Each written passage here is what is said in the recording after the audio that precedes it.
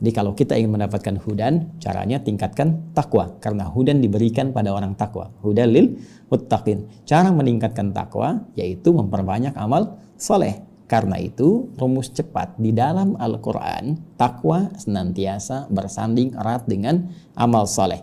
Seperti iman pun bersanding dengan amal soleh untuk membenarkan dan memastikan kebenaran iman, maka diuji lewat amal soleh. Dengan iman itulah amal berubah jadi soleh.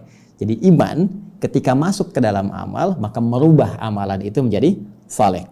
Saya beri contoh, saya sekarang sedang memandang misalnya. Maka jika pandangan ini dimasuki oleh iman, maka pandangan ini berubah, bukan sekedar menjadi amal, perbuatan, tapi saleh, pandangan yang dibenarkan, diridhoi oleh Allah Subhanahu wa Ta'ala. Maka pandangan yang diisi oleh iman akan diarahkan oleh iman bagaimana mata ini mesti memandang. Ketika pandangan ini tidak dibenarkan oleh Allah, tidak diridhoi, maka akan dipalingkan, diberikan isyarat oleh imannya. Itu sebabnya dalam Al-Quran pandangan ini diawali dengan kata iman. Wa qul lil mu'minina yaghuddu min absarihim, dan katakan pada pria-pria yang merasa punya iman. Qul lil mu'minina, katakan pada pria-pria yang merasa punya iman, yaghuddu min absarihim, ya, palingkan pandangannya dari segala hal yang tidak disukai oleh Allah. Wa qul lil mu'minati, di ayat 31-nya Quran surah ke-24, dan katakan pula pada perempuan-perempuan yang memiliki iman, ya, maka imannya akan memberikan perintah kepada pandangannya, arahkan pada yang tidak disukai oleh Allah. Bila itu dibenarkan, silahkan tatap dengan baik. Maka amal yang diisi oleh iman menjadi saleh. Dan peningkatan amal soleh ini itu secara otomatis akan disandingkan dengan kekuatan takwa. Jadi setiap kali ada amal soleh, maka sandingannya dengan takwa. Takwanya naik. Jadi kalau kita bikin bagan, teman-teman sekalian, kurang lebih seperti ini. Ya. Jadi iman, ya, membangun keyakinan tanpa ragu terhadap Allah, itu akan ditopang oleh amal saleh. Ya, ini menarik ya. Kata salih ini muncul karena ada iman. Jadi kalau orang beriman itu disebut mukmin, ya. Mukmin itu orang beriman, ya. Perempuannya mukminah, ya, singkat tambah di ujungnya. Mukmin, mukminah. Muslim, muslimah, ya kan? Muhsin, muhsinah. Demikian seterusnya. Jadi kalau iman, orangnya disebut apa? Mukmin. Orang mukmin itu artinya yang yakin tanpa ragu. Ya, yakin tanpa ragu. Jadi teman-teman, kalau sudah disebut dengan orang beriman, sudah jangan ragu. Kalau Allah perintahkan, kerjakan. Kalau Allah larang, tinggalkan. If'al wala taf'al. Do it, leave it. Kerjakan atau tinggalkan. Cuma itu kok dalam Al-Quran. Ya, cuma itu dalam hadis-hadis Nabi SAW. Dua dalam kehidupan sebagai titah syariat. Kerjakan atau tinggalkan. Kata Allah misalnya, bagi laki-laki, ya, kerjakan ini, kerjakan. Tinggalkan ini, tinggalkan. Bagi perempuan, kerjakan. Berhijab engkau, berhijab. Ya, tinggalkan ini, tinggalkan. Jangan berdusta, jangan berzina, jangan korupsi. Selesai. Ya, dan harus yakin tanpa ragu terhadap semua syariat. Jangan sebagian-sebagian. Karena umat dulu, kalau ada yang sesuai dengan nafsunya, dia yakini, dia kerjakan. Kalau tak sesuai, dia tinggalkan. Itu yang bahaya. Kita berbeda. Ya, kita berbeda. Semua yang Allah perintahkan. Wa ma atakumur rasulu fakhudhuh wa ma nahakum anhu fantahu. Semua yang disampaikan oleh Rasul diperintahkan cepat kerjakan. Jangan pilah-pilah. Ya, persoalan personal, pribadi dengan komunal sama hukumnya. Maka ketika Allah perintahkan, kerjakan. Ya, waris, kata Allah 2:1 laki-laki perempuan, kerjakan. Jangan karena kepentingan tertentu Anda geser demi kemaslahatan tertentu misalnya. Ya, ada maslahat sesuatu yang belum kita ketahui. Wallahu ya'lamu wa antum la ta'lamun. Demikian penutup Quran surah kedua ayat 216. Allah itu tahu masa depan. Engkau tahunya sekarang saja. Sekarang pun yang telah engkau alami, yang belum kau lalui, itu belum kau ketahui. Ya, Allahu ya'lamu, sedangkan Allah mengetahui masa depan. Karena itu setiap ketetapan Allah kepada kita itu desainnya bukan desain singkat kekinian. Sekarang saja. Tapi untuk maslahat nanti, esok hari, setelahnya, demikian di masa yang akan datang. Jadi kadang-kadang diberikan oleh Allah kepada kita yang menurut kita kurang kita sukai, ternyata ada manfaat besar yang belum kita dapatkan sekarang. Nanti setelah kita lewat itu, maslahatnya kita dapatkan dan terbawa dalam kehidupan sampai masa yang akan datang.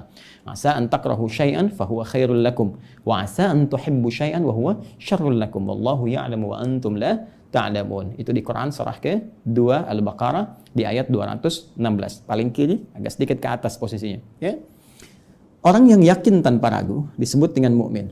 Perempuannya mukminah. Dia punya iman. Iman ini akan menjadikan membimbing seluruh perbuatannya. Amal itu perbuatan, teman-teman. Ya, amal itu perbuatan. Ya, tulisannya begini. Ya, amal. Ya, amalun. Ingat ada amal pakai hamzah. Ya, amal. Amalun.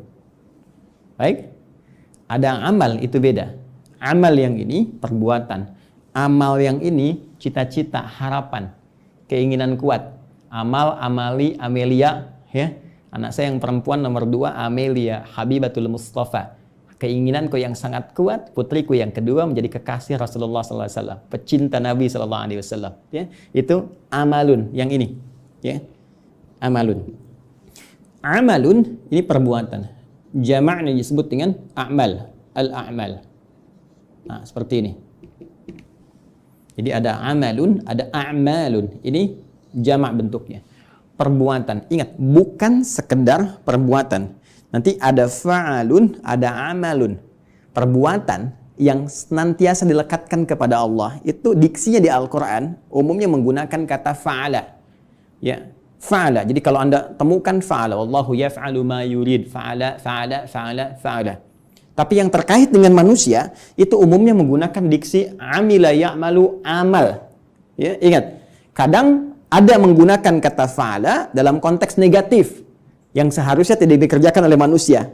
Ya, tapi kalau kembali kepada Allah, semua hal positif menggunakan kata fa'ala. Ini untuk membedakan antara perbuatan Khalik dengan makhluk yang jauh perbedaannya.